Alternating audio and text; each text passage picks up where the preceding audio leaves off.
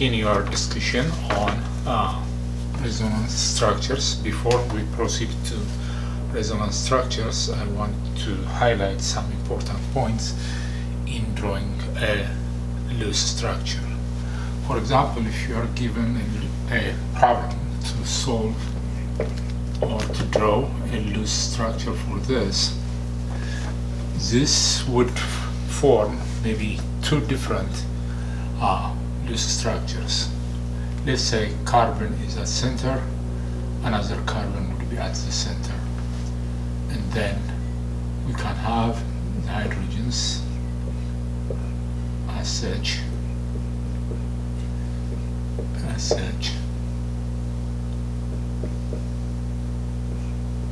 like this. This is still C2H6O. This is an alcohol, and you can also draw this as CHO,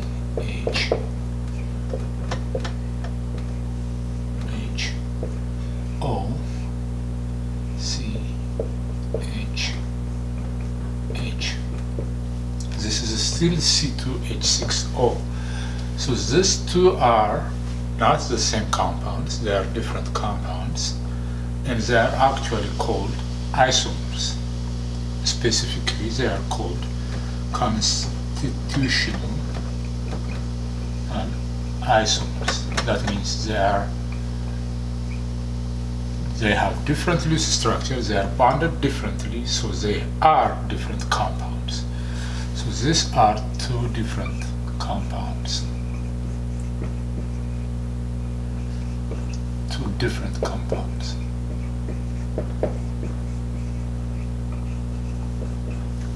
So they should not be confused as the same, even though the molecular formula is the same. So it's only after you draw the loose structures that you could understand that these are two different isomers. Isomers are compounds that have the same molecular formula, but they are different in structure and also in property. Therefore, remember what isomers are and this molecular formula. Both are shown you here. This is an alcohol. We'll later learn about this. But this is an ether. This is a dimethyl ether. This is an alcohol. Actually, this is CH3CH2OH. This is ethanol, alcohol. This is an ether. It's called dimethyl ether. So we'll discuss this later. So remember that even though a compound would be given as the same molecular formula like this one, C2H6O, you could end up drawing different loose structures which are valid. And those two loose structures will tell you that these are actually two different compounds. So they are constitutional isomers. They are different in their properties. The way they are bonded are different. For example, here don't forget the lone pairs, so that the octet rule also satisfies for oxygen, for example. Oxygen has 1, 2, 3, 4, 5, 6, 7, 8. So that is the octet rule is satisfied. Here also you have lone pairs and you have this bond to hydrogen. 1, 2, 3, 4, 5, 6, 7, 8. So remember not violate the octet rule whenever you are drawing a loose structure. But the fact that you are able to draw the loose structure tells you that these are actually constitutional isomers and they are two different compounds. The way they are bonded is different. So we'll continue now to resonance structures. Okay, now this is an important concept you need to understand. Resonance. When we say resonance, these are same structure, but the electron distribution or the charges are distributed over the different atoms. So unlike constitutional isomers, all of the bonding in the resonance structures are the same, but the electron distribution are different. So the atomic arrangement is the same. So as an example,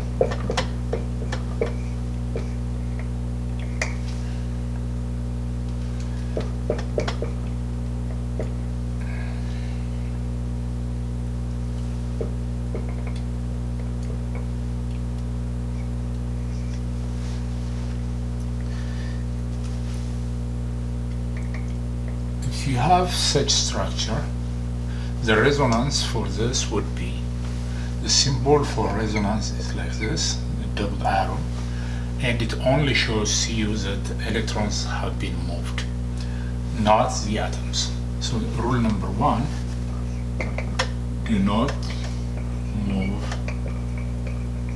atoms. So you can only move a pair of electrons, or a pair of electrons can be moved, a bond can be moved if it is a double bond, but don't break a sigma bond or a single bond. For example, here you have this pair of electrons, one of the two pair of electrons. If you just move them like this, showing with the arrow shows that the electrons are now moved from being lone pairs, they are participating in the bonding. So obviously you don't want to violate the octet rule, therefore the other pair of electrons would be moved out of the bonding situation, and the resulting resonance structure would look like, since you have moved a pair of electrons, now you have additional pair of electrons, that means you would have a negative charge.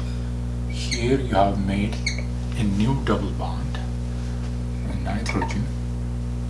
You have that lone pair which was already there before, and hydrogen.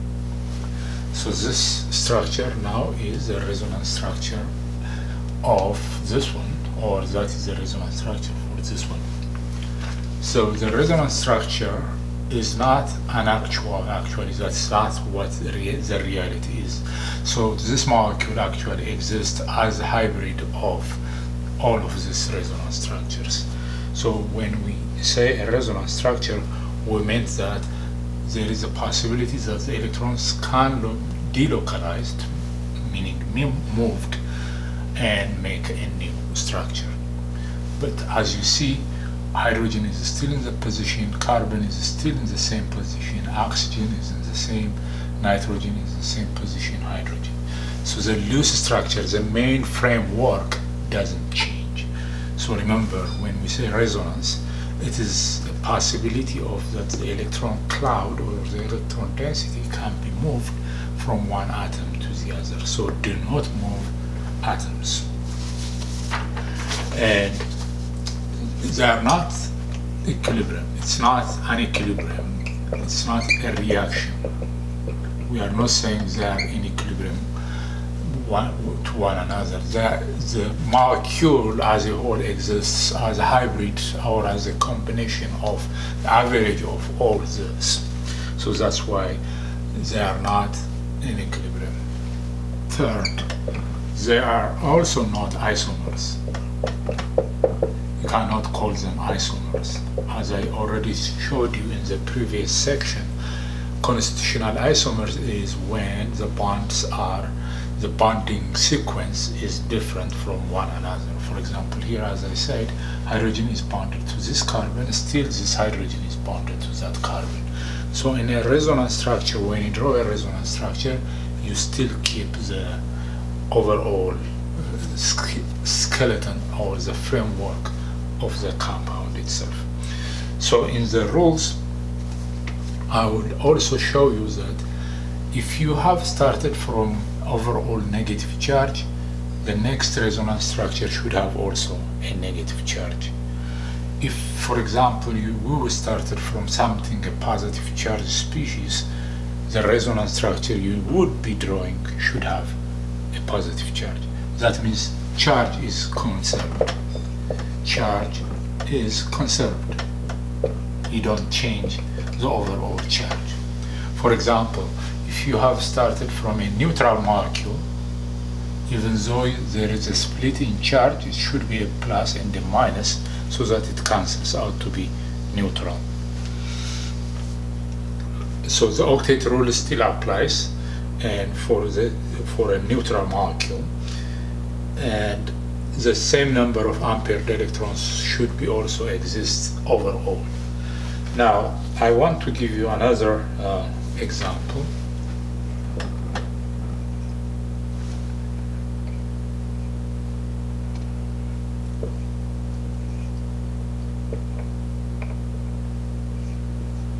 This is a neutral molecule. There is no charge to begin with, so you cannot move any atom. This was the only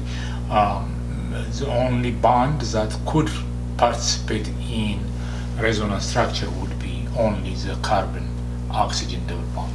Remember, you can only move electrons from a double bond. You can form a double bond, but the single bond remains still intact. Otherwise, you are breaking the whole molecule. So you can only do resonance wherever there is a lone pair of electrons or there is a pi bond, which we'll discuss later on, which has a double bond. So either you would make a double bond or you would make the double bond to be a single bond. So the resonance structure would be, say, we are moving this pair of electrons out to oxygen. Okay, then the resonance structure looks like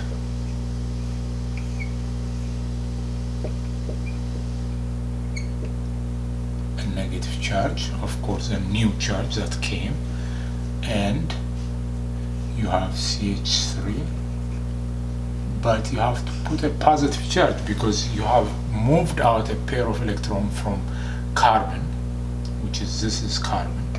Since you have moved a pair of electrons, there is a positive charge. In the rule, as I told you, charge is conserved. What does it mean? You started from a neutral molecule. Therefore, if you just see the resonance of that hybrid, plus minus is still zero, even though now you are forming a structure which has a charged species, but the charges could cancel out and become neutral. So in this case, the other rule of course, for which one contributes much more between these two, what is the molecule likes in reality, what does it look like? We have to know a major and minor contributor. So in the resonance structure, you would be asked which one is a major contributor and which one is a minor contributor. So whenever there is a charge separation,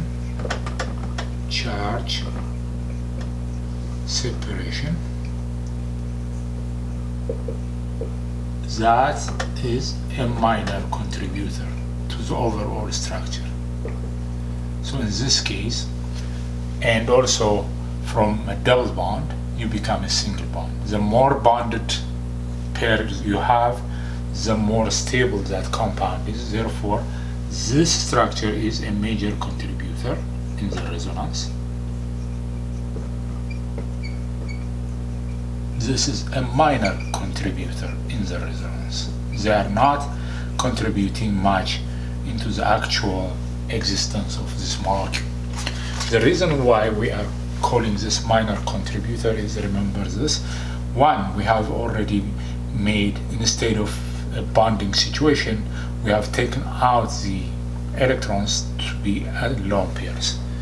That means it's preferable to have more double bond or more triple bond than just a single bond. Therefore, this resonance structure is not a major contributor. It's actually a minor contributor. So in another way, you can also explain that if there is a charge separation, a plus, a minus like that, that is not also a good resonance contributor. It is a minor contributor. So here it's a major contributor as compared to this one, because the double bond is intact. The more double bonds, the more triple bond you have in a structure, the more that's preferable. Therefore, this is a major contributor. Now let's just see if octet is satisfied, for example, for this carbon here. As you know, carbon, let's calculate the formal charge if we are right on this. So I just put a plus, and let me check if this carbon is actually to have a formal charge of a plus. Formal charge is equal to, from our previous video, 4 is a valence or a group number, and there are no any lone pairs or unbounded electrons, 0, and half of a bonded electrons, 2, 2, 2. There are 6 electrons around carbon that are bonding. Therefore 4 minus 3 would be a plus 1. Therefore I am right to put the plus as a charge when I was doing the resonance structure. So you have to really apply everything what we have done even before, even though the subject matter is now resonance, and you need also to apply all these rules whenever you are drawing a resonance structure. So remember, as a review, do not move atoms when you draw a resonance structure. We are not saying they are in equilibrium. These are just a different form of the molecule that could exist in existence. They are not isomers. Resonance structures are not isomers. Isomers, from previous section, as you have seen, they are constitutionally different. Constitutional means how in the loose structure, what atom is bonded to what is important in isomers. So resonance structures are not isomers. And charge is conserved. It's true that if you start from, for example, from a minus charged species, the resonance structure, if you draw it correctly, should also end up having a negative charge. The negative charge, it doesn't matter on which atom it is, but it should generate the same charged species. That means if you start from a neutral species like this one, which doesn't have a charge, these are lone pairs, it's not a charge, you would also end up into a neutral system. Here we have a plus and a minus, and that's actually how you prove yourself, oh, this is a neutral structure and I should end up with a neutral system. This is neutral because a plus and a minus cancels out and it makes a 0 charge. That means still you are following the rules. And charge separation, as you say, in deciding what is a minor and a major contributor, this is a major contributor because more double bonds are present in this species than in this one. So that means you have, instead of the bond, you have made a charge separation. So charge separation is not a good thing for the resonance structure, so it remains as a minor contributor. So when we say minor contributor in the mixture of this compound, it barely exists in this form, but maybe most of it is in this form. So I will encounter some other problems in the future sections, but for now we'll proceed to determining of molecular shapes. And so far we haven't dealt with what the shape of any molecule would be. So in the next section we'll deal with molecular shapes.